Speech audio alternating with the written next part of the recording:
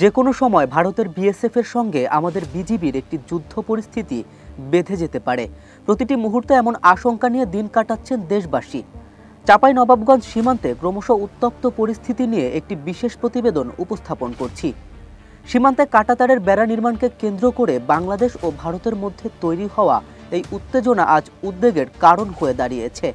চাঁপাইনবাবগঞ্জের শিবগঞ্জ উপজেলার বিনোদপুর ইউনিয়নের চৌকা সীমান্তে ভারতীয় সীমান্তরক্ষী বাহিনী বিএসএফ সম্প্রতি কাঁটাতারের বেড়া নির্মাণ শুরু করে।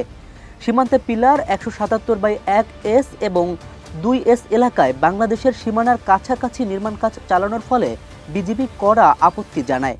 সোমবার সকালে শুরু হওয়া এই নির্মাণ কাজকে কেন্দ্র করে দুই দেশের সীমান্তরক্ষী বাহিনী মুখোমুখি অবস্থানে চলে যায়। বিজিবির প্রতিবাদের মুখে কাজ সাময়িক বন্ধ রাখা হলেও মঙ্গলবার দুপুরে ফের নির্মাণ কাজ শুরু হলে উত্তেজনা তীব্র আকার ধারণ করে।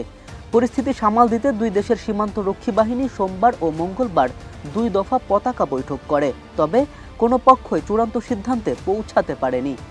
এদিকে সীমান্ত এলাকায় দুপক্ষের সতর্ক অবস্থান এবং বিএসএফ এর নতুন করে বেড়া নির্মাণের উদ্যোগ স্থানীয় জনসাধারণের মধ্যে আতঙ্ক বিরাজ ছড়িয়েছে। স্থানীয় ইউনিয়ন পরিষদের সদস্য মোহাম্মদ বাদশাহ জানান, এলাকাবাসী ভয়ে ক্ষেত খামারে কাজ বন্ধ রেখেছে। একসময় যে নদী এই অঞ্চলের প্রাণ ছিল, সেই মৃত পাতিয়া নদীর ওপরে ভারতীয় অংশে উন্মুক্ত এলাকায় নতুন করে কাঁটাতারের বেড়া নির্মাণের প্রচেষ্টা স্থানীয়দের মধ্যে ক্ষোভ সৃষ্টি করেছে। বিজিবির 59 ব্যাটালিয়নের অধিনায়ক লেফটেন্যান্ট কর্নেল গোলাম কিবরিয়া জানিয়েছেন, আন্তর্জাতিক সীমান্ত আইন অনুযায়ী কোনো নির্মাণ কাজ শুরু করার আগে উভয় দেশের সমন্বয় প্রয়োজন। বিএসএফ এই নিয়ম মানেনি, যার ফলে উত্তেজনা সৃষ্টি হয়েছে। বিএসএফ এর পক্ষ থেকে দাবি এসেছে এই বেড়া নির্মাণ ভারতের নিজস্ব সীমানার ভেতরে হচ্ছে, তবে বাংলাদেশের পক্ষ থেকে অভিযোগ করা হয়েছে এটি আন্তর্জাতিক সীমানা লঙ্ঘন আইনের শূন্য রেখার নিকটবর্তী এলাকায় অবৈধভাবে রাস্তা ও বেড়া নির্মাণের প্রয়াস। উত্তেজনাকর পরিস্থিতির কারণে সীমান্তবর্তী কৃষকেরা তাদের দৈনন্দিন কাজ বন্ধ রেখেছে। স্থানীয় জনগণ বিজিবির সঙ্গে সীমান্তে অবস্থান নিয়ে বিএসএফ এর কর্মকাণ্ডের প্রতিবাদ জানিয়েছে। একই সঙ্গে বিএসএফ এর পাশে ভারতীয় জনগণের উপস্থিতি সীমান্তে আরও জটিলতা তৈরি করেছে। তবে বিজিবির পক্ষ থেকে জানানো হয়েছে, পরিস্থিতি আপাতত শান্ত থাকলেও সতর্ক অবস্থানে রয়েছে উভয় পক্ষ।